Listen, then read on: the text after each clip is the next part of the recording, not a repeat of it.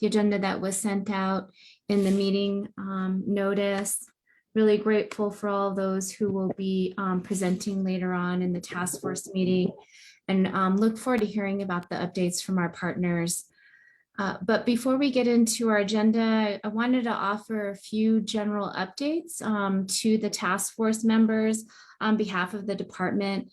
Again, thank you so much for your time and your commitment, all of you, and I hope that you're doing well and staying safe and taking care of yourselves and your loved ones. Our department has been receiving a lot of requests to present on MMIWR and related matters to the work that we've all been doing, which I think is fantastic. Here at the department, the next few months are busy for us as we are preparing for budgets, getting ready for the upcoming legislative session. We're trying to manage all of these requests. We want to make sure that we keep track of these requests and honor them and get back to those folks who are reaching out to us. So please let Melody know if your organization is making a request. We know that many times people reach out to different folks. But Melody is really helping us not only with capacity, but also tracking many of these requests. And she'll put her contact information in the chat for all of you, but just please make sure that you include her in that. We want to make sure that we don't miss any requests and that we're able to track all of them. So I want to thank all of those of you who continue to reach out to the department requesting us to present on the task force work. I also want to announce that the Indian Affairs Department is scheduled to present on October 4th. We will be presenting to the Interim Indian Affairs Committee. The location of that meeting has not been confirmed, but the hearings are webcasted. So if you're interested in listening into the meetings, they are located on the New Mexico Legislature website. I want to thank the Community Impact Subcommittee. I understand that they have volunteered to review and revise the PowerPoint presentation, and the PowerPoint presentation will be shared with that committee for their recommendations. Subcommittee members, please anticipate that email to go out this week, and we respectfully request that you provide your input no later than next Wednesday, September 7th. Really want to thank you for volunteering to help us put that presentation together. I also want to thank you, Task Force, for meeting very quickly on the budget. After review of a couple of budget scenarios and discussion, the team was able to generate a budget that reflects the objectives prioritized in the state response plan. I know we'll be hearing from Melody later on in the agenda about an update about where we are for the budget. So I just want to thank all of you. I also want to, I know that there's been some emails and calendar invites out there, but just for those of you who may not be aware, we have a date for the first annual Missing in New Mexico event. It's Saturday, October 22nd. And the Indian Affairs Department communication team is helping DPS out and is working on a save the date that will be distributed this week. We want to make sure that that gets out so everybody is aware about this important event. And as a reminder, this event will bring awareness about missing persons and family services to support and honor all our missing New Mexicans. As many of you know, this event is hosted by the Department of Public Safety in collaboration with the National Missing and Unidentified Persons System. And so I look forward to hearing about updates from DPS regarding the planning efforts for this event. It really is an all hands on deck effort, and DPS, the planning committee, may be reaching out to you task force members and our allies for support. We really want to do all that we can collectively to ensure that this event is successful for all our families here in New Mexico. And, you know, your active and meaningful participation really ensures that we are responding to the many different needs that exist in our community. This is, I think, going to be something that other states will be looking at us too, and I'm just really proud of all of our efforts. I also want to reflect on and note that today, as we meet, that Seraphine Warren, you know, the niece of LMA Begay, a Navajo elder who was reported missing on June 15th, 2021, has made her way through St. Louis, Missouri over the weekend. She has been received by Native communities along the way and was sent off from St. Louis and their Native community there with a water ceremony along the Mississippi River as she continues her journey to Washington, D.C.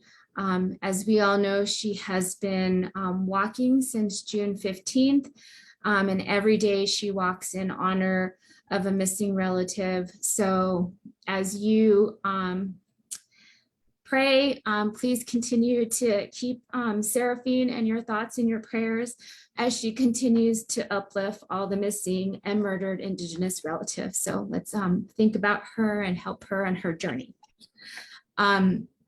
Finally, a few updates from the department that I just want to make you aware of. We're very fortunate to be growing in our staff here and going through some transitions. It's a very exciting time for our department.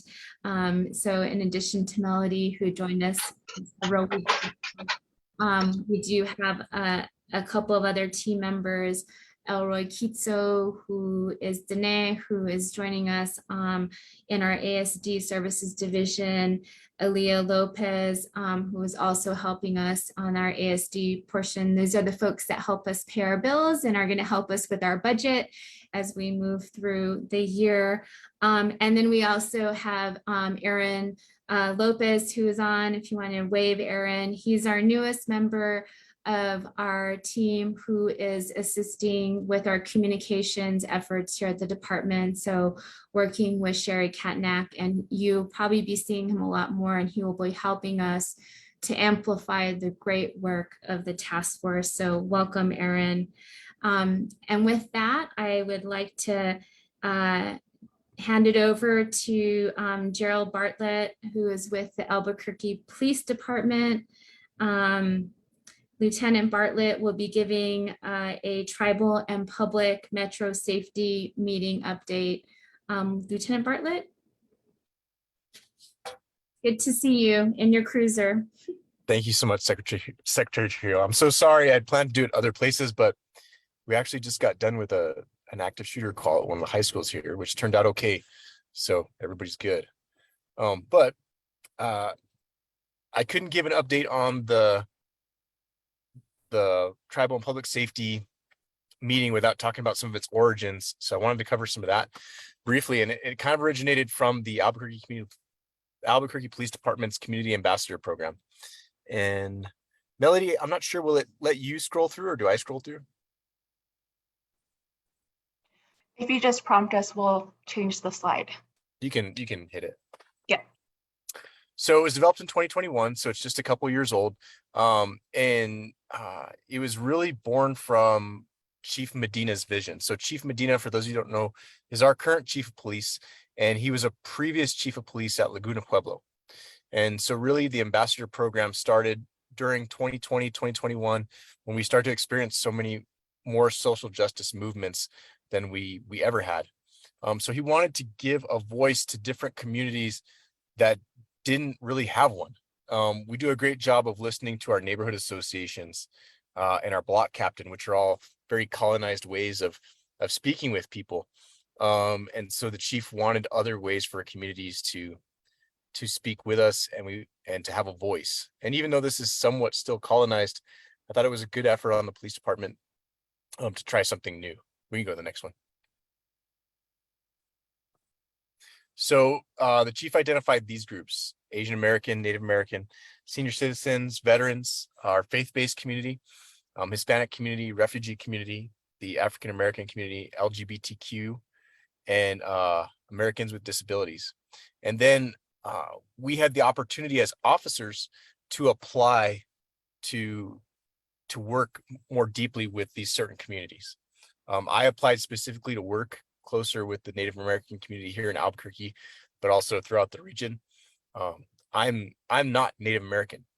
I'm from Farmington, and I guess that's as close to Native as I get, being on a border town and growing up there. But working with the Native population here in Albuquerque has been really meaningful for me. We can go to the next one. And Got it. You are connected to the computer. we can go to the next one too. So one of the biggest things that I started to quickly learn within the ambassador program was that really police had no trust.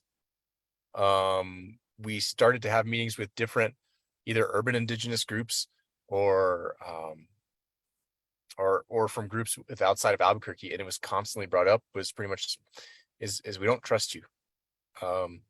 And based on historical trauma and some current events and some situations that are still ongoing,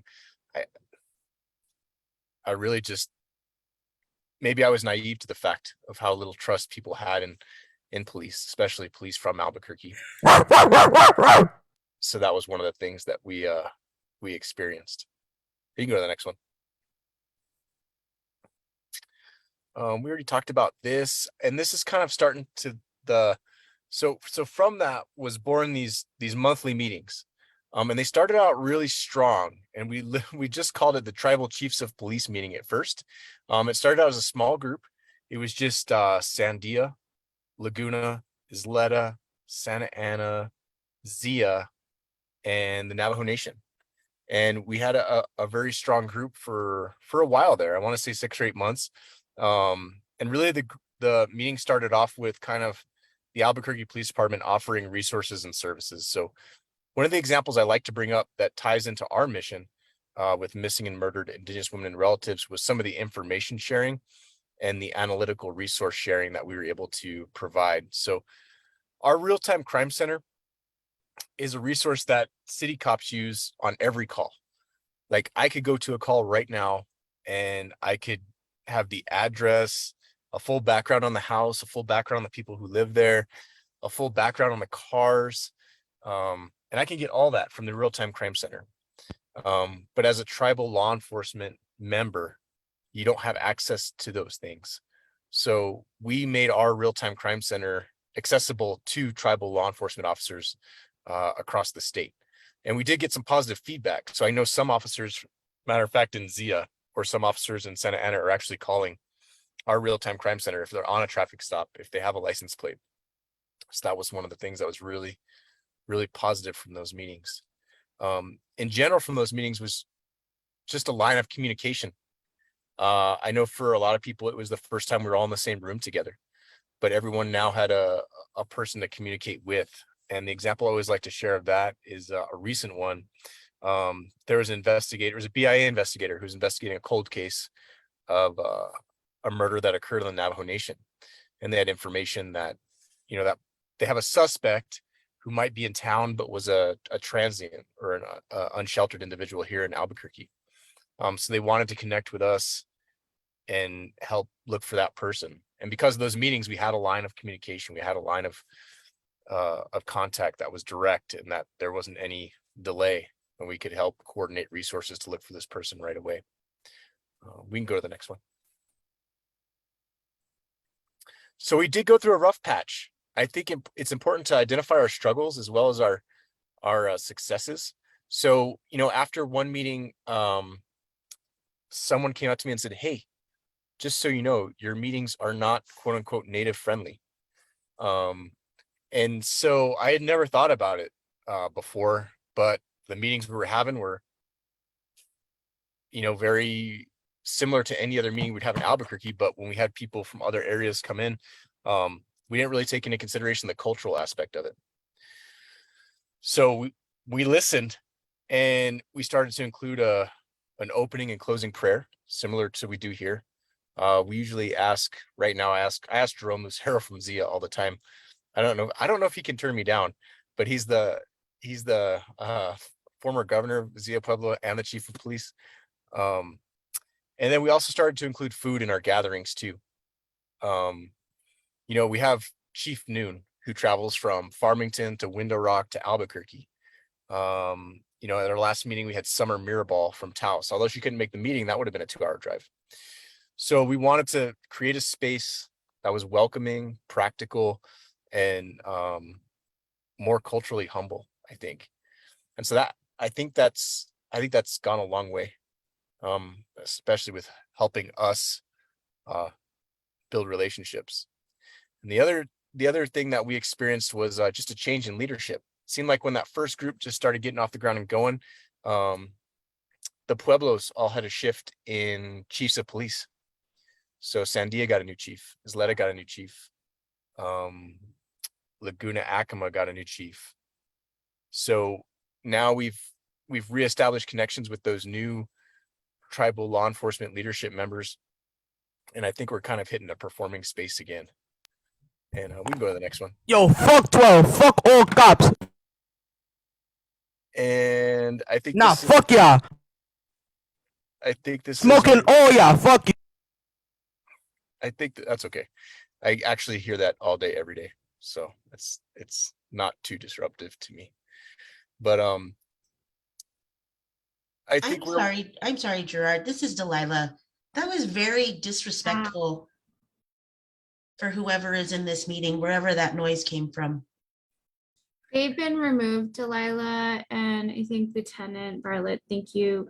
I think the one thing is, regardless of your comments, we create a space and environment that's safe and respectful. And so I just want those who are on this meeting to know that we will continue to monitor and make sure that we do everything possible to have that respectful and safe space. So they've been removed from the meeting. Thank you.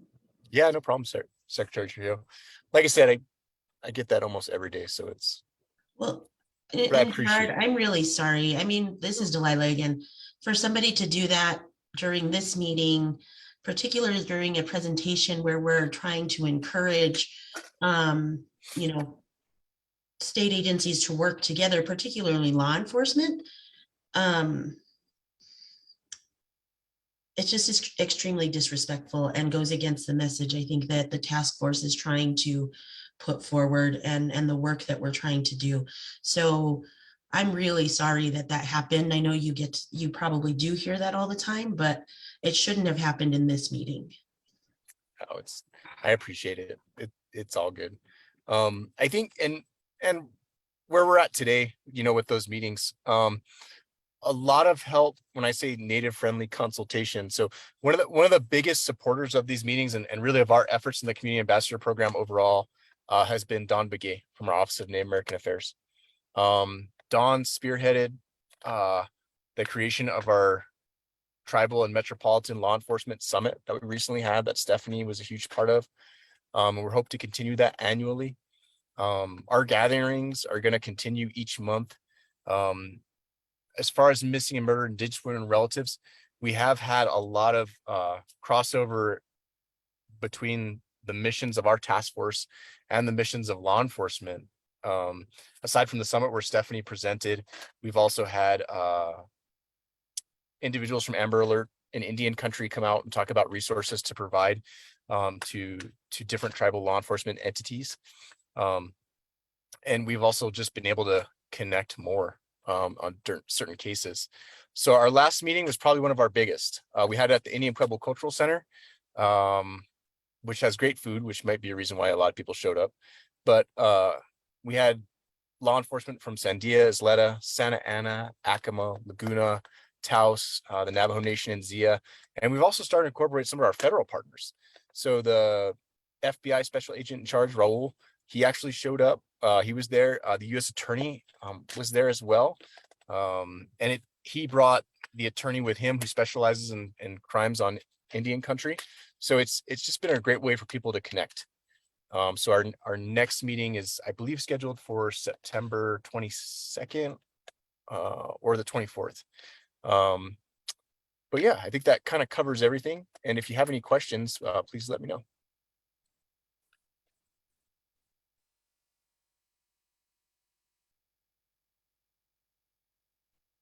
Thank you, Lieutenant. I think you can, I don't know if you can see in the chat, Lieutenant, but just a lot of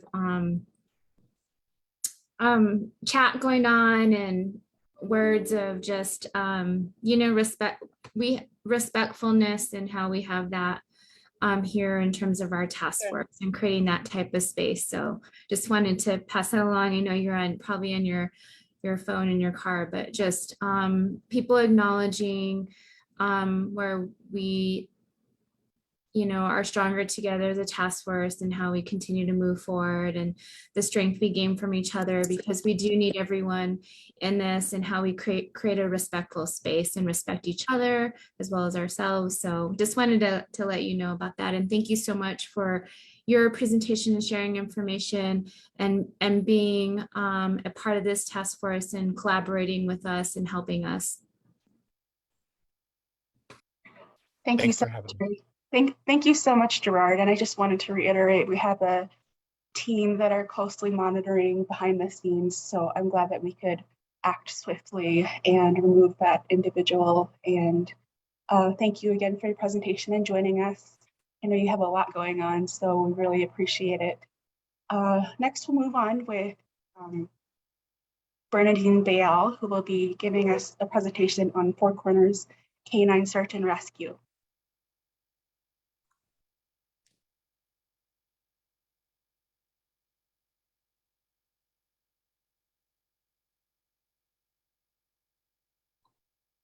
Hello, everyone. My name is Bernadine Bial.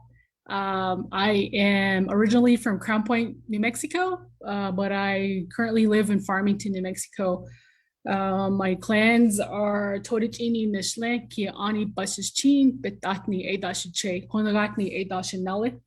I'm with the Bitterwater clan, born for Towering House clan. My maternal grandfather's clan is within his cover, and my paternal grandfather's clan is one who walks around. So bear with me on this presentation. I've never done one to this many people on virtually. It's easier for me when I'm in person. So I'm gonna shut my video off because I'm distracted by looking at myself on the video. But anyways, this is our information, our address, our email, our contact phone number. You can follow us on Facebook and Instagram. We're currently working on a website, but I did not know how much it costs to start a website. So we're looking on funding to get a website set up for our organization. Next slide. So this is our mission statement. We are a 501c3 nonprofit organization that's committed to assisting, locating, rescuing lost and missing persons on Native American tribal lands and communities. We provide search and rescue with the use of trained canines, trained personnel, and other available resources. We also do have a board of directors, which consists of a president, vice president, treasurer, and secretary. Next slide.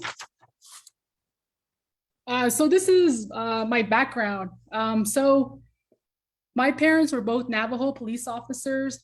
My mom was a Navajo police officer for 4 years. My dad retired as an officer after 30 years. They did majority of their work in the Eastern Agency.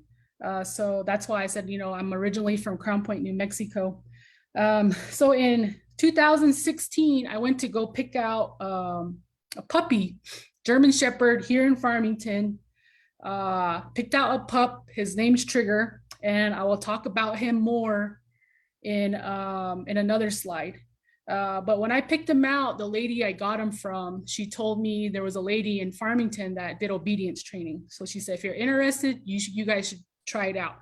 So we went to obedience training, and Trigger did awesome. Caught on to everything, super smart. We did that for 6 to 8 weeks, and he started this at 8 weeks old. And obedience in a lot of fields is important for dogs, with, you know, whether they're drug dogs, they're explosive dogs, they are patrol dogs, you know, they have to have that obedience training. So like I said, Trigger caught on to everything really fast. Very smart dog that the lady who taught the obedience class said, hey, I have a search and rescue team. If you're interested, you guys should come join and train with us. So that's when Trigger and I started search and rescue. And from there, he just caught on to everything so fast. I was amazed with him, and he continues to want to keep learning more. So from that search and rescue training, we got onto a team called New Mexico Badlands Search and Rescue. New Mexico Badlands Search and Rescue is a resource currently to the state of New Mexico. So in the state of New Mexico, there are quite a few search and rescue teams. So if someone went missing in the northern area of New Mexico, the Department of Public Safety would call all the teams nearest that area. And New Mexico Badlands would be one of them because they're located in Farmington. So we only deploy when the state police or the Department of Public Safety calls us out. So that's how it works for those search and rescue teams that are a resource to the state of New Mexico. So being part of that team, we would go to community events. I went to a community event one night called National Night Out, where we had a booth there and talked about our services and what help we needed. During this night, I remember it, I had 4 Native American families approach me, and one of them was an elderly couple who were from Shiprock, and they had told me they had been looking for their son for the past 4 months. Told me no one was helping them, said they weren't getting help from the Navajo police, they didn't know what to do, and they were going out doing searches on their own. So they had asked me for my advice on, you know, where else should we look? What else can we do? Can you help us? So, and that's what got me, just seeing their age and hearing all the details of what happened. So I told them I would get back to them and see what I could figure out for them. From there, I went to the captain of my New Mexico Badlands team, told him the situation. And what I was told was, because our New Mexico Badlands is a resource to the state, and like I mentioned earlier, they only deploy when Department of Public Safety calls them. So they said, we could do this and we can't do it. If we do it, it has to be based off volunteering, not part of the team.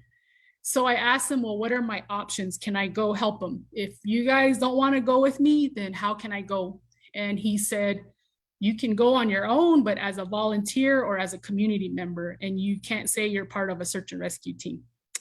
So I said, all right, got it. That's all I needed to know. So I said, all right, I'm going out there. I'm going to help them. I'm going on my own, Trigger and I, as a community member. So we went out to, they had 2 areas of interest. We searched. Hello, I am Indian hacker. I hacked your meeting, you bitch. Eat my dick.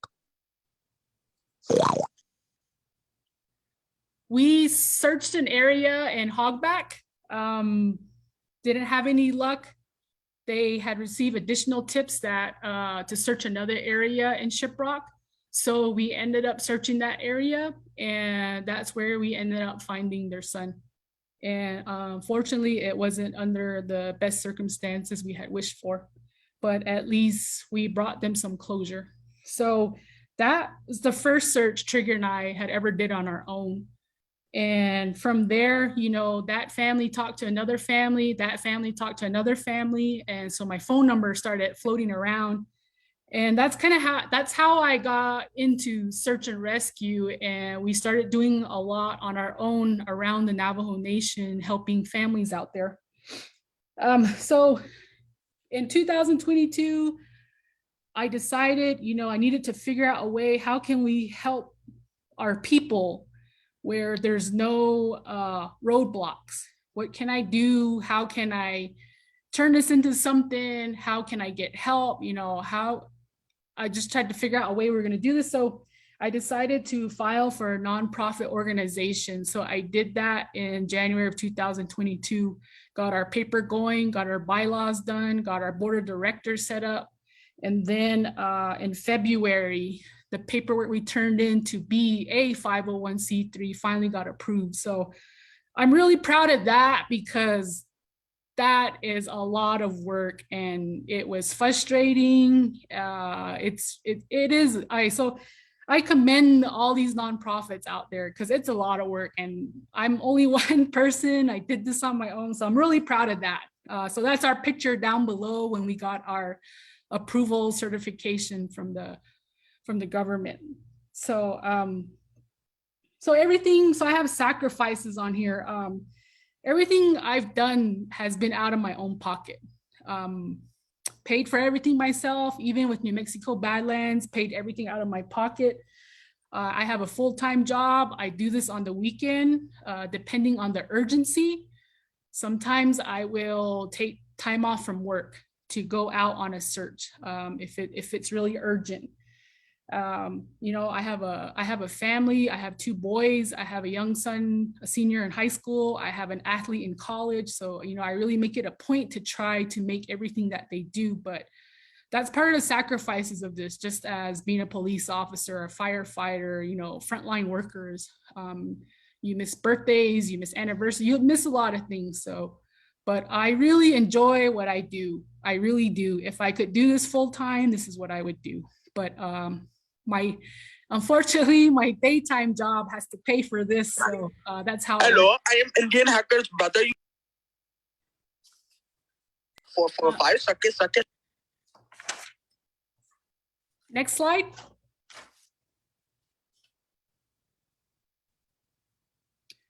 So this is my certifications. I'm not going to go through every item. I'm just going to point out a couple of them that are really important.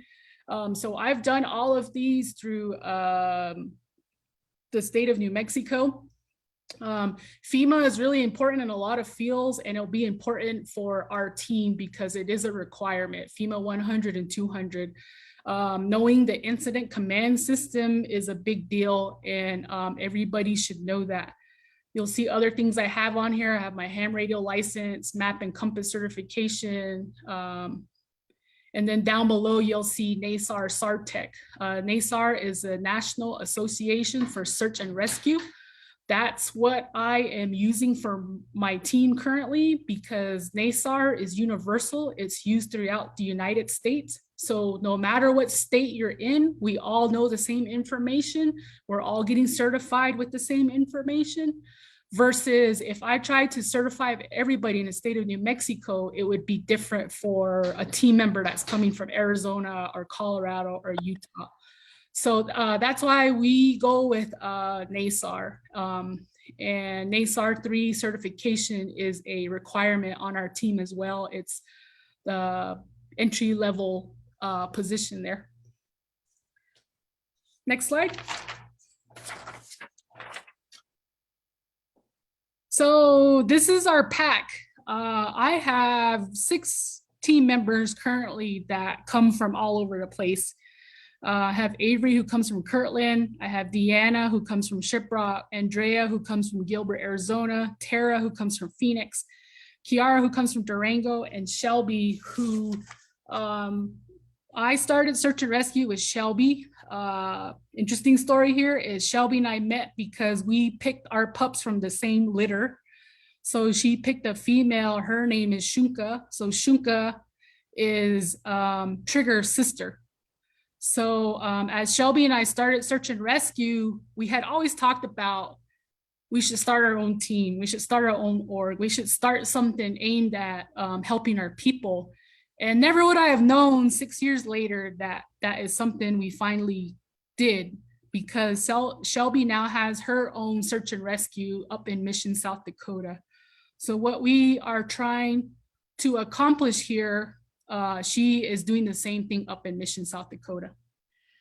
So I don't know if you recognize, but we're an all-lady team. I am blessed to have these ladies on the team. They are committed, dedicated, and they are hard workers. They do such a good job when they're available. Also with these ladies is, you know, their moms, their aunts, their grandmas, they have full-time jobs themselves, and they have families that they have to take care of.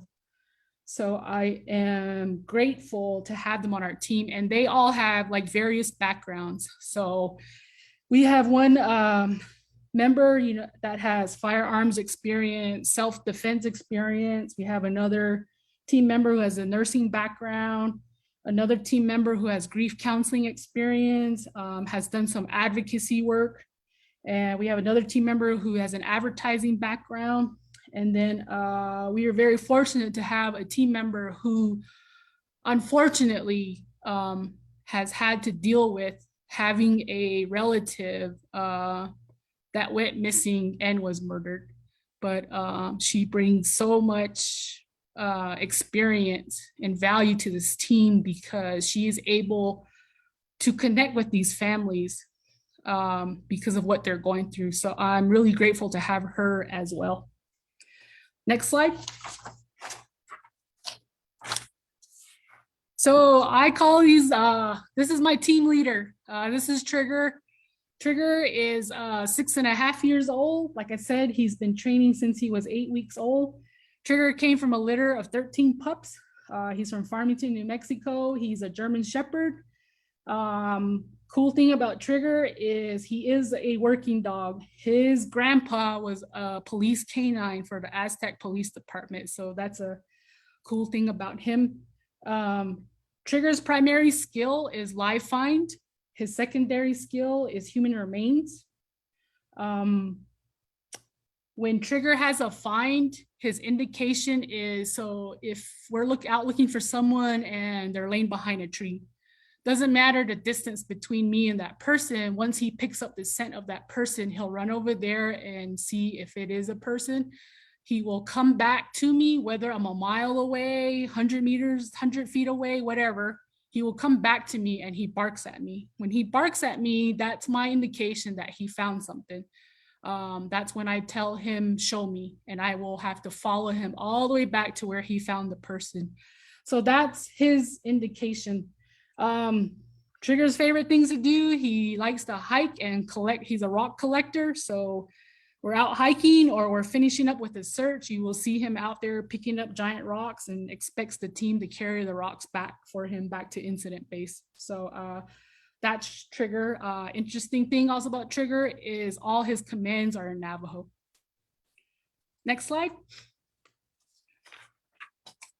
This is my other team leader. This is Gunny. Gunny is 1.5 years old. I got Gunny from the Texas-Mexico border. He came from a litter of 11 puppies.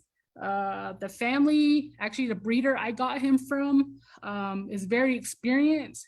He trains all his dogs for Texas police departments and Mexico police departments. So it is so cool that I connected with this guy because he donated Gunny to our team and had to go down, drive all the way down to the Mexico border to pick him up.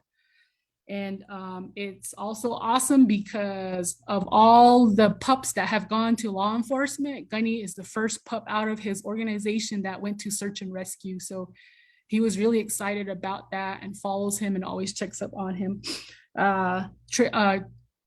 Gunny's primary skills is live find. His secondary skill is human remains. Gunny's indication, same thing as Trigger. If he finds somebody, wherever he finds that person, he comes back to me and he spins. He spins in front of me. I tell him, show me, and he takes me back to that person. So all working dogs have different drives. You have low, medium, and high. Gunny has this high drive. This guy loves to work. He never gets tired.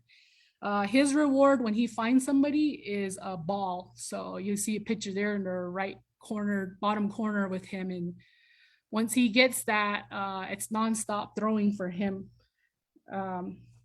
So that is Gunny. Also, Gunny does all his commands in Navajo as well. Next slide. So these are my stats for 2022.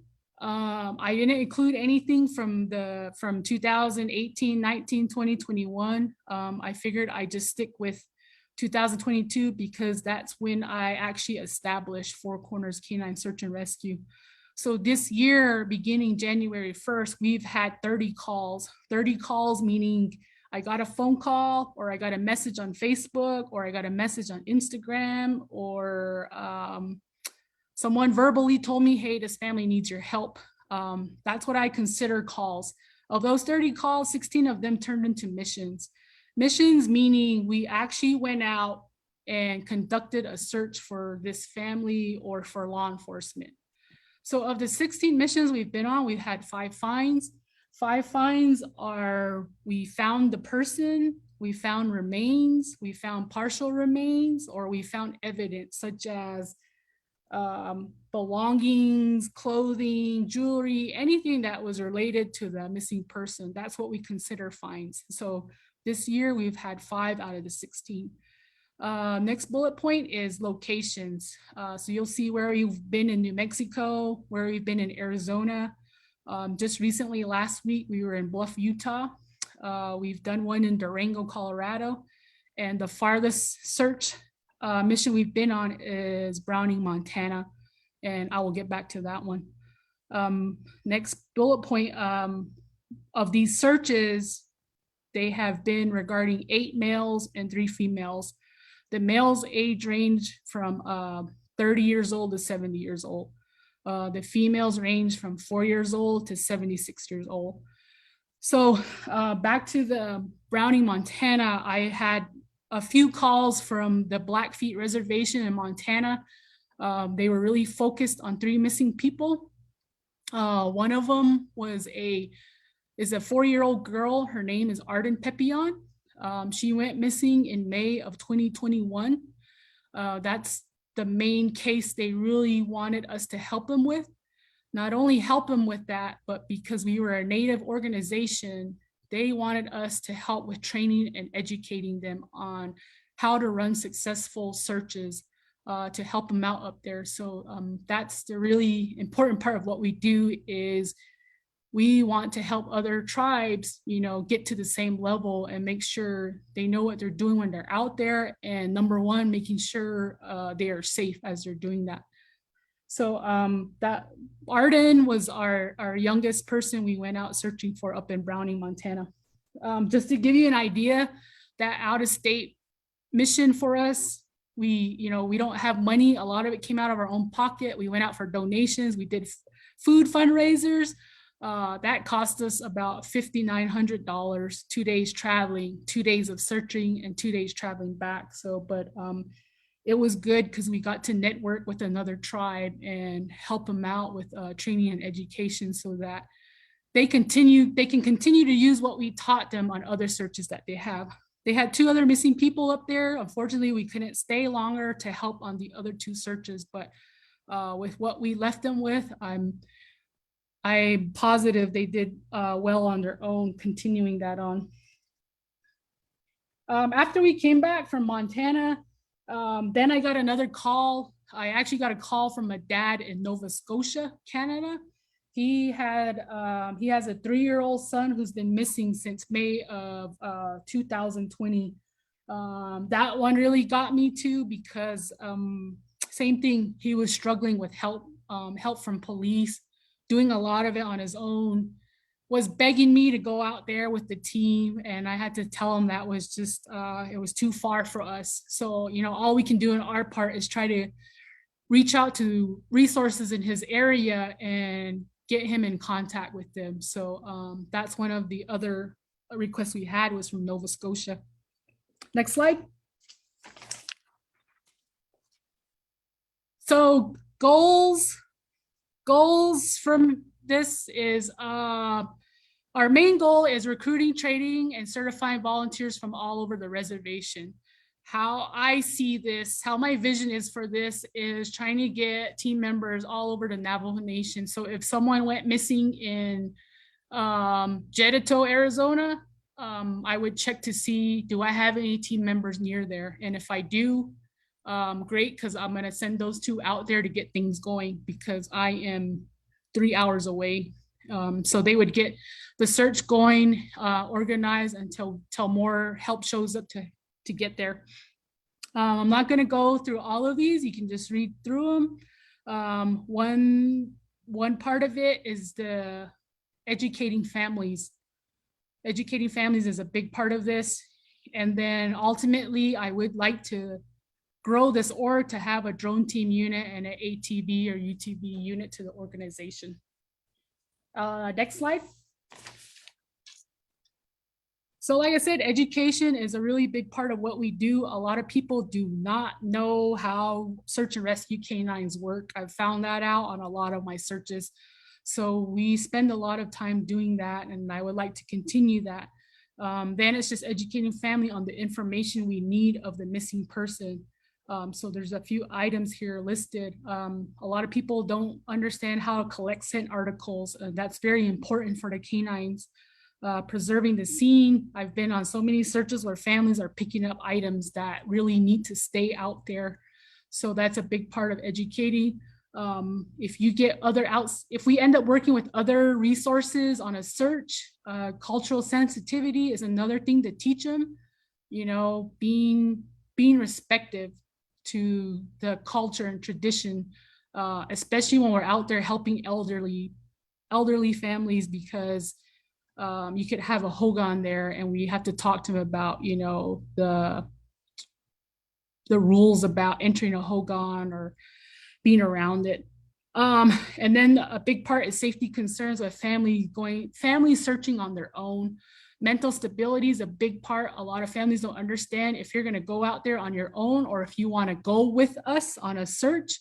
They really do not understand. Are you prepared for what you may find? They say that, but I've seen it where they're not. So that's a big part there as well. Next slide. So these are my struggles I've experienced. Trying to get more team members on the reservation. There's limited internet access. So I'm trying to figure out a way how to get people to a certain area where we can get them internet access so we can get them to finish their FEMA and NASAR certification. Inaccurate data reporting. All that refers to is names are spelled wrong. So Begay can be spelled like 5 different ways with B-E-G-A-Y. You add an E to it, or it's actually spelled Begay with 1 I or 2 I's. Their nationality can be misreported. So that's what I'm referring to for inaccurate data. The next bullet point, lack of proper training education for authorities. I'm not saying all law enforcement are lacking the training, but of all the searches I've been on, most of the officers that have been on those searches don't know a whole lot about search and rescue procedures. And they really don't know a lot about how canine search dogs work. So all I'm getting at with this point is you have the Navajo Police, you have Navajo Nation Emergency Management, you have the BIA Police, and you have CERT teams. I know of 2 CERT teams out there. If we can get all those teams on one universal search and rescue procedure to go with, to train by, and to apply it, it would make this so much easier. But that's a struggle I have out there with all these searches I've been on. Next slide. So these are just roles and training on the team. This isn't all the roles. I just listed some items out there: ground team member, incident commander. When we go out on searches, we do file paperwork. You know, we have sign-in sheets. We do safety briefings. We do operation briefings. We rotate people around so they understand all the roles. Basic requirements to be on the team is FEMA 100, 200, the NASAR, SARTEC. And then we will also provide additional training, radio communications, maps and compass, GPS navigation, and a lot more. So to end this, the best way to understand what we do and what's going on out there is come out on a search with us, because I can explain it to you. I can tell you my experiences. I can tell you my stories, but I always encourage and invite people, come out with us and you can see for it yourself. You can see what the families go through. It's a lot of work. It's a lot of work. It's a lot of work. So much. Yeah, it's a lot of work and takes a lot of organization. So sorry, I tried to go through really fast to leave some time for questions. So next slide is questions.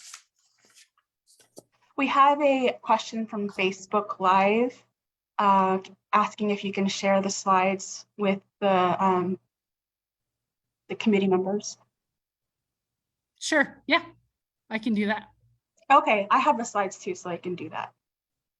Yep, and my information's at the first slide. So if you guys want to reach out or call me, just let me know and I can give you more details. Thank you. Yeah. Okay, next we're going to be, I'm sorry, are there any questions, or you can also put comments in the chat. We're a little behind, so I want to make sure that we're on task for the rest of the schedule. Mrs. Piazza, I had a question real quick. Thank you so much for your presentation and your amazing teamwork, and I just wish you all the blessings and resources you need moving forward, and that you're also protected in this work. With your point around the training, is that, I know in recommendations with the task force, there's like kind of the universal trainings coming out of academies and things like that. Is that something that we could look into getting integrated as part of like the statewide trainings for law enforcement? Thank you. Yes, great question, because I have been in contact with NASAR. A couple of months ago, NASAR hosted a conference in Las Vegas, and it was directed at missing, murdered Indigenous people. And they invited all these law enforcement people out there to give them these options on search and rescue procedures. So the only law enforcement I know that went out there, from what they told me, was the BIA police, and that they were gonna start doing NASAR search and rescue training to that organization. So if that could happen with all the other organizations, that'd be great. That would make it universal among everyone.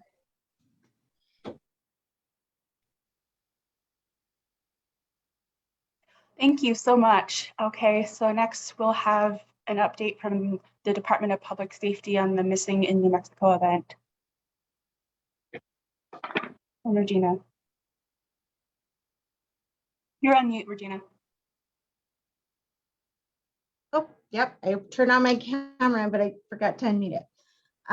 So thank you, Melody, for that time. So as you guys know, the time and place is the Indian Pueblo Cultural Affairs Center, and it's from 9 to 3. And so we're excited that we have a venue now. We're excited that we have a time that's part of the battles. So the next thing is we're working on the procurement part of it, which is we need to, through the government procurement process, we need quotes, we need to go through the IPR, bless you. We need to go through the quote process and able to pay to secure the venue and the food and those type of things.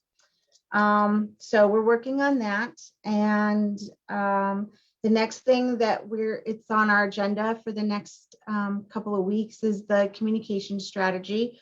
So with the communication strategy, we're looking at we're looking at agendas, speakers, advertising, media outreach, those type of things, and how we want to manage those type of things. And so the task force, IAD, Department of Public Safety, we're all coming together and coming up with a plan with our PIOs. The speaker agenda, we're going to start working and putting together on the speaker agenda and just, work on that a little. Colorado gave us a debriefing, and on their event, she was very positive, which I appreciated. She was very, she had a very great outlook on the event and what it meant, and helping one person meant more than having 300 to 500 people at the event, which meant a lot to me. I think that's the goal that we all want to achieve.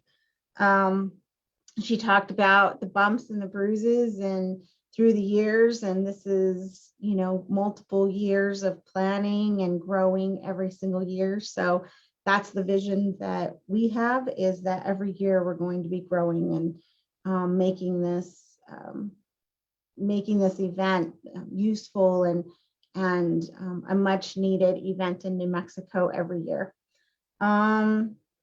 We talked, but we've done, let's see, we are also, we're meeting for those who aren't aware or aren't on the subcommittee, we're meeting every Friday at 10 a.m.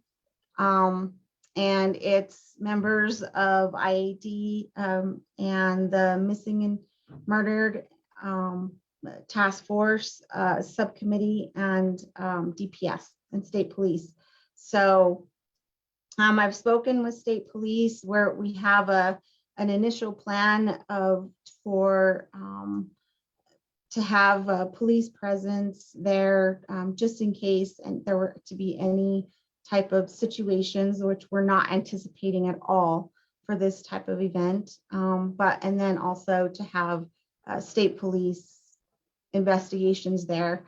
We have a plan for the law enforcement agencies and what that intake process looks like. We're still trying to work through that, but I think that's a huge part that we're working through on intake and making sure that we have an organized way for law enforcement to be receiving and meeting with these individuals.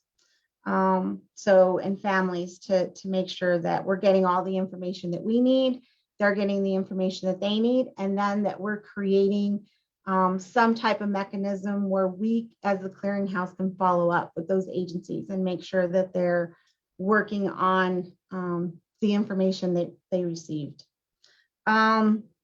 Delilah has created, along with some of our staff here at DPS, an invitation letter. And if possible, Delilah, I don't want to put you on the spot. You said it was okay, so I don't want to put you on the spot, but would you like to talk about the invitation letter and kind of what it says? Yes, thanks, Regina. No, I don't mind. So like Regina said, we do have subcommittee meetings or planning meetings every Friday to kind of go over the tasks that we need to accomplish as we move towards the Missing Persons in New Mexico event. One of the things that we've done is put together not only this invitation letter, but also sort of a one-pager save the date notification to send out to not only law enforcement agencies and social service agencies, but the general public in New Mexico. One of the things that I looked at in drafting the invitation letter and the save the date is Senate Bill 13, which creates the Missing Persons in New Mexico event and sort of outlines what is supposed to be provided or happen at the event. And then I highlighted those particular issues. Like, for example, Senate Bill 13 says that that during this event, people can file police reports or file missing persons reports, update missing persons reports, submit DNA, meet with social service agencies, possibly meet with an investigator. So I made sure to include that in both the save the date and the invitation letter. And then I also made sure, particularly in the invitation letter, to just make a statement to both law enforcement and social service agencies that because of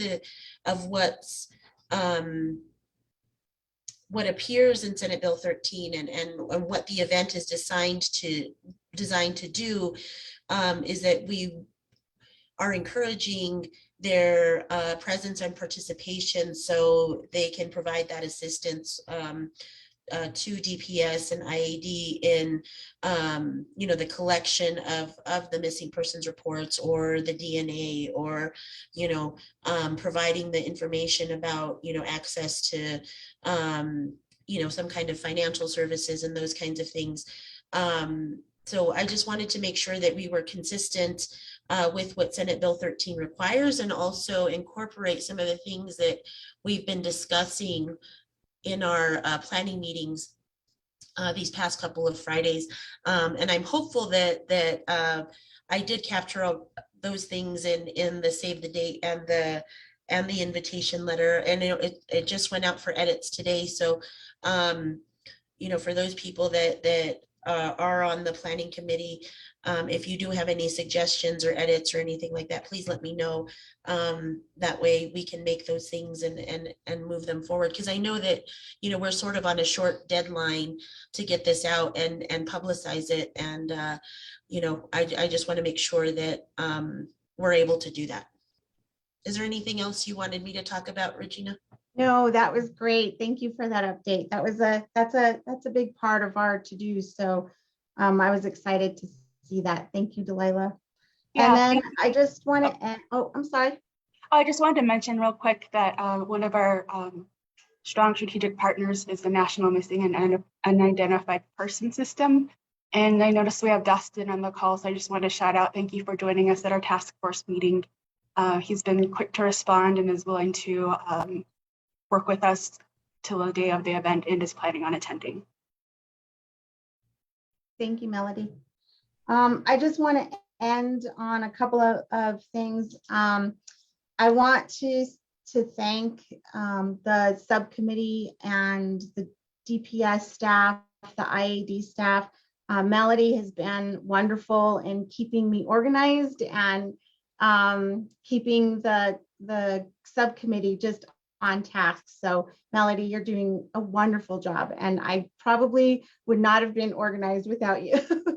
So I want to thank you for that. But I'd like to open it up too for anybody who's on the subcommittee who has any updates or anything that I missed or I wasn't. I wrote down some talking points, but I may have missed it. Does anybody else from the subcommittee have anything to add? Yeah, I'll address the comment in the chat. We definitely have that built into our work plan, and where we can get creative in how we make this family focused and specific. So that is a part of our developing communications plan on that. And thank you for voicing that in the chat. And Charmaine, yes, that would be wonderful if you would want to step in there and join us on our meetings with the public relations side as well. Yes, we are happy for any ideas, the creative minds. This is really going to take a lot of creative thinking and forward-thinking minds to get this event completed in the now 6 weeks so we're excited to have any help we can. So Charmaine, thank you for volunteering for that. But again, thank you for this subcommittee. You've been working really hard. You show up every Friday, and I appreciate that. it's going to be a very meaningful event, and we're excited about it. Thank you so much for that, Regina. And if you have any more questions or comments or have any more thoughts for the future task force, please reach out to us. Okay, so next we'll review the budget. I'm going to pull up that few slides we have.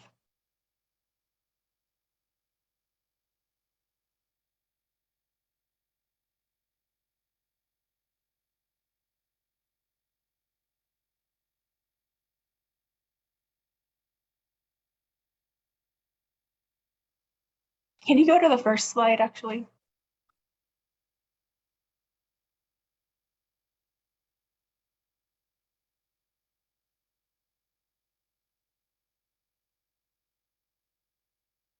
Sorry, Melody, 1 second. That's fine.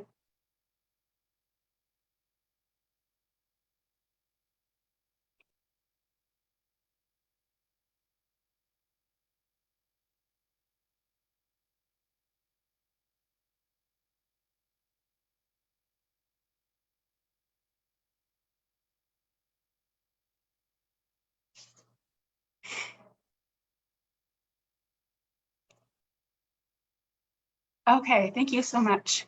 Good afternoon, everyone. I just thank you for joining us today. I want to echo Secretary Trujillo and thank the task force for meeting on the budget to help shape how the funds will be allocated. So first, we have this visual that I put together of what the budget looks like. So we identified 3 different scenarios to the committee or to those that showed up and presented on them. The scenarios were a mix of outreach, community events, family support services, and other specifics like per diem, marketing, outreach in the Missing in New Mexico event and Zoom. And so it was decided that from the group that everyone wanted a little bit of everything. So this is what the budget is reflecting, as a little bit of everything. And so those items there are the general areas that we had picked. So one is the Zoom account and the Missing in New Mexico event, outreach and education, marketing and media, per diem travel, miscellaneous, event strategy, printing, community partnership support, and task force event, and a task force event. Can you go to the next slide? So this is more specific to what we have decided on, and we have it coded here to the New Mexico State Response Plan objectives and strategy. So these directly relate to the deliverables that the state is responding to in terms of community impact, systems change, and data analysis. And then next, we have specific activities that we identified we want to work on allocating this to. The first big one is the upcoming Missing in New Mexico Day. And so that we decided to cushion more because that's coming up soon, and that's our first, partnership we're doing as DPS leads that. And I know there are some questions in the chat and some ideas, which is great, because I just want to emphasize that we have the opportunity to get very creative. This budget is not set in stone. We can be flexible moving forward. And so I wanted to also relay that to a volunteer event we are planning before the Missing in New Mexico Day. So depending on how many volunteers we have, we can do a training with them on how to execute that day efficiently. And so we'll be asking the task force, for signups, so keep out on the lookout for that. I also wanted to hone in on the MMIWR outreach and education piece. We are thinking of having 2 events of about 30 people focused on advocacy training, self-defense classes, or related outreach, education. And so we haven't identified that yet specifically, but I wanted to highlight that. Also, the community partnership program support is something I'm personally excited about that we could do to directly support grassroots organizations, people who are there on the field, to support their programs that are working to provide direct service to families. And so a piece of that is that we're going to ask organizations who are interested in receiving funding to submit proposals to be awarded. And we want to make that process as easy and no walls as possible, because I know a lot of barriers happen when we try to quickly support families, and we're going to make sure that that is as streamlined and efficient as possible. And I know someone had mentioned something about marketing to families and awareness, and this is the other piece that the governor has asked our office to be more visible with, and we were thinking of creating a PSA or other visual media on what to do if your relatives go missing, so in the first 24 hours. So this directly relates to the breakout sessions we'll have today. So we will be breaking out and discussing, I guess, coming up with 3 bullet points on the deliverables we'll have. So we're hoping to have a 1-pager on what to do when someone goes missing, and another 1-pager on services. And yeah, so we'd love to hear your ideas or any questions or community-specific information that would benefit, the families. And we're also planning on having that that outreach available in different languages.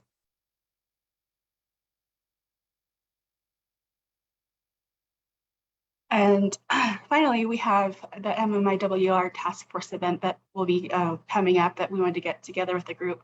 This allocation has been smaller because we really want to focus a lot of our outreach and family focused and victim focused for those who might be rural or not along the I-40 corridor, and just really being out there for families and ensuring that this money is going back to them and serving them. And so finally, we have the associated costs for travel or miscellaneous support, and that's there for our future events.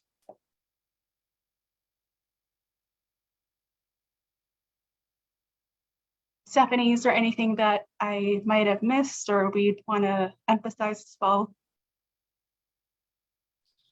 No, Melody, I think you covered that very well. Thank you for that. I think I don't have anything to share. Okay, great.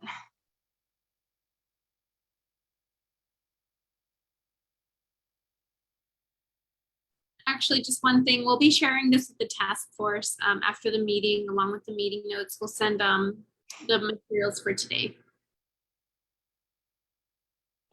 Okay, great.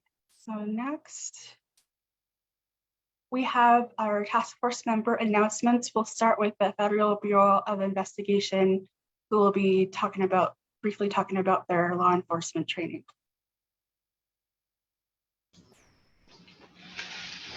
Hi, good afternoon, everyone. Just want to make sure the audio is okay. I never trust our government systems here, so. You're fine. Okay, perfect. All right, thank you, Melody. Great to see everybody with the task force. Always looking forward to this monthly meeting. Just very briefly, I wanted to talk about a training event that we have upcoming at the end of September. This is something that way back in, I think, April or May, when we attended an event hosted by APD's Lieutenant Bartlett, and we kind of talked about some of the different things that law enforcement could sort of get better at or focus on anyway for the next year or so on MMIWR. And one of the big things that came out of that unanimously was training, training, training. And we obviously heard that from a lot of our community members as well, that was a big thing, that law enforcement needed more training on the different resources available, services. And the FBI is kind of in a good position to be able to provide some of that. So at least for our law enforcement partners anyway, we have scheduled September 20th and 21st, a law enforcement training event. It's going to be hosted at the University of New Mexico. That's going to be open to any of our law enforcement partners, especially those that work missing persons investigations, especially those that have a missing Indigenous persons component to their investigations, as well as obviously the NCIC operators at each of those agencies as well. So that's going to be a 2-day event. We're really looking forward to being able to provide some resources and presentations from specifically our criminal justice information services system back in West Virginia. We have numerous folks coming out here to provide very specific training and resources that are available to our local, state, and tribal law enforcement partners. We talked about this a lot where, there's the public piece of this where we've been producing every month that monthly list of missing Indigenous persons, both in New Mexico as well as Navajo Nation. And then the part that obviously the task force and the public is not going to be able to see, but the really good, diligent work that we're doing on the investigative side to try to generate some leads that we are trying to provide to our state, local, tribal partners, law enforcement partners, to try to resolve some of those cases.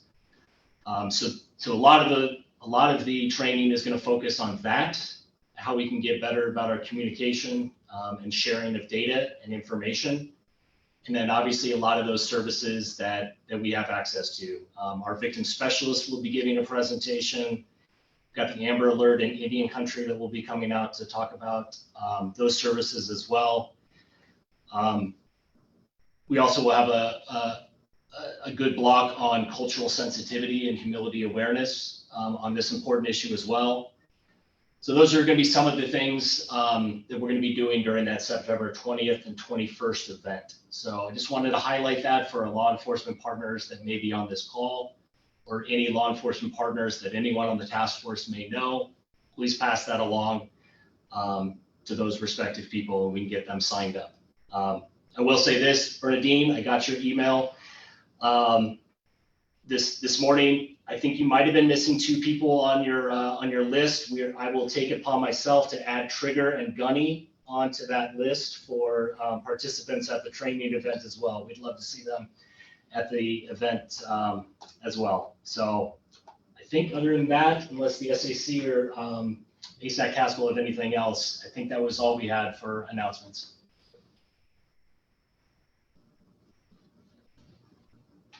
Thank you so much. Are there anyone else on the task force that have any announcements? Mesky?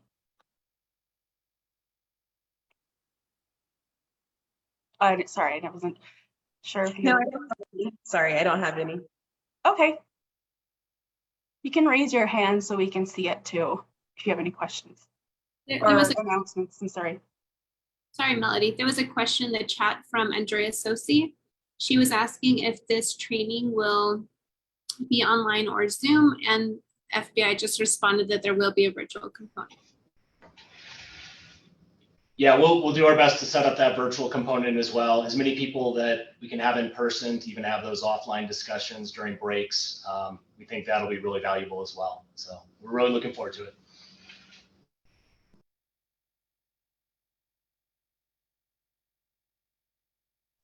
Melody, somebody, MMDR team has their hand up. Okay, go ahead, MMDR, thanks. Hello, this is Patrick, from MMDR. I just had a quick question. For the updated list, the MMIP list, which I believe was most recently updated in this month in August, for the names that were removed, does that mean those individuals were found, or what is the qualifications for removing the name? Or I see the names added and then the names removed. What is the what qualifications cause a name to be removed from these monthly updates? I appreciate you asked that question. Unfortunately, we can't provide any sort of specifics. Those are individual cases, and those details aren't provided to us within the NCIC missing persons records that we have access to. That those entries, when they've been removed from the list, it could be that they've been found. It could have been that they've been purged from the system for lack of validation. There's a whole host of different reasons why they've been removed from the list, but that's part of the reason why we felt it's important that the public had access to this list and can hold law enforcement accountable on that front. Because if somebody was removed from that list because of a technicality within the NCIC system, it wasn't validated, whatever the case may be, we want the public to be able to come back and tell us that person belongs back on the list, and then we can get back in touch with that local law enforcement agency that would be able to re-enter that person as a missing person within NCIC. But unfortunately, it's really going to be that local law enforcement agency that is going to have that information about why somebody was potentially removed from the list. I hope that answers your question. It does. It does. Thank you. One quick follow-up question. If we have photos that we believe can be added to the list, where do we bring that to? Or just information? I will put our email address that you can reach out to us. We are always looking for additional photos. It's been tough to sort of verify. We try to verify these photos as much as possible, and we want to make sure they're accurate. But that's why we're trying to work, obviously, with the task force is a good gateway of that information, so we can get that into the next updated list and get better photos out there. Okay. Thank you. Of course. Hi, this is Charmaine Jackson. I had a question about getting FBI reports on missing and murdered people, and how do the families get those reports? I know understand they have to go through FOA and pay for the reports. Can you explain a little bit more about how these families of missing and murdered can get reports without paying for them? Or what is the steps for missing and murdered on the reservation to find out how their loved ones were killed or murdered? So I think the best way I can talk about this is obviously going to the law enforcement agency that was investigating that case. If it was the FBI, obviously our victim specialists are probably that first point of contact, and or talking with the investigator themselves about that specific case. Those case files are not just readily turned over by us as part of our cases, but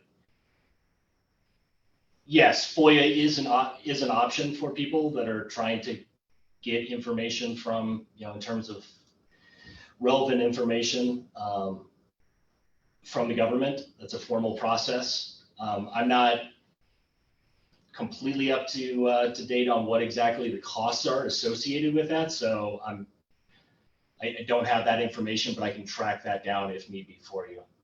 Okay, because I'm investigating 2 murders in Ninanzad, and 11 months apart, and bodies were both dumped, and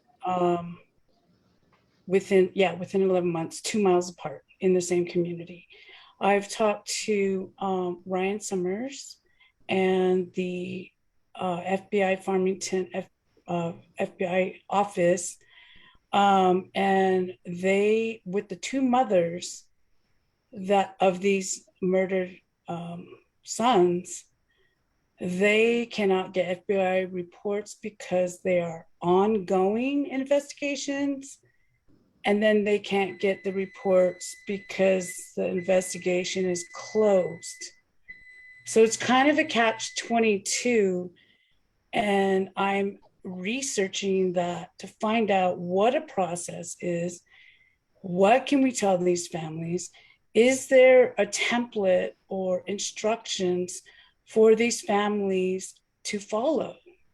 And also, I understand that the FBI doesn't give complimentary reports, or they have to go through FOA. I'm sorry.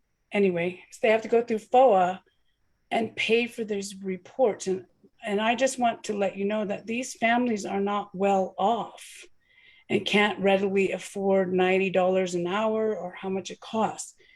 Farmington FBI doesn't know how FOA works. Albuquerque FBI FOA doesn't know how it works. And you just stated that you don't know how it works.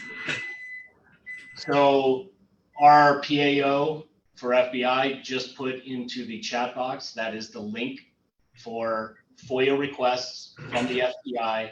If you go to that website, that will walk you through each of the steps that is needed in order to make those electronic requests for FOIA information. Oh, I understand that. I've been told that by all three entities, including yourself. But why do these MMIW families have to pay for these reports? It's for the copying of the paper. It's because of all of the copying and the paperwork and everything else to track all of that stuff down. Okay. That's beyond our ability to sort of get into that at that point. That's back in DC in terms of the dollar amount and what's associated with those costs. And Okay, Charmaine, thank you. thank you for your question, Charmaine. I just wanted to jump in and say, even with the state, we have limitations. We have to charge, for printing. Those are just things that we're required to do under state law, and I'm sure it's very similar at a federal level, but those are important things to raise. And so I appreciate the comment, but I just wanted to also state that we have those same limitations. It's not for a lack of wanting, it's just protocols that are in place at higher levels, unfortunately. Okay, thank you. I appreciate your response. And Stephanie, this is Delilah. If I could just jump in and provide piggyback on what you just said. I also think that they're under both FOIA and the Inspection of Public Records Act in New Mexico. There are some provisions that exist that if a family is unable to pay or can't pay, they can indicate that in their request of records. I know that I've seen that on the FOIA forms, and I have seen requests for inspection of public records where, individuals do say that they're unable to pay for the costs of copying because of whatever hardships they're facing. So again, I think that those provisions do exist. I know that sometimes, they're hard to find because of, you have to read the small print, but they are there. It's just a matter of making sure that you assert those things when you're filing your request. And I know it creates an additional sort of burden for families, but I think our job as task force members and even employees of state agencies or federal agencies, we have a responsibility to make sure that the public is aware of those kinds of things as well. Thank you so much. We appreciate that update and questions and everything. So we also have an announcement that the MMIWR float in the Shabbat parade is welcome. Anyone's welcome to join. You can get with Charmaine about that.